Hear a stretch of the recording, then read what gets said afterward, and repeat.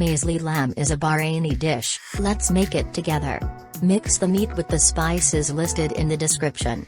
Then add grated garlic, salt, and 3 tablespoons of steeped saffron, and massage well until the meat is flavorful. Now, in a pot, layer finely chopped onions, and then place the flavored meat on top of the onions. Season the diced potatoes with salt and turmeric, mix, and then spread them over the meat. Then, soak the lupin beans in salt and turmeric for 2 hours, and pour them over the meat along with the raisin palo mixture.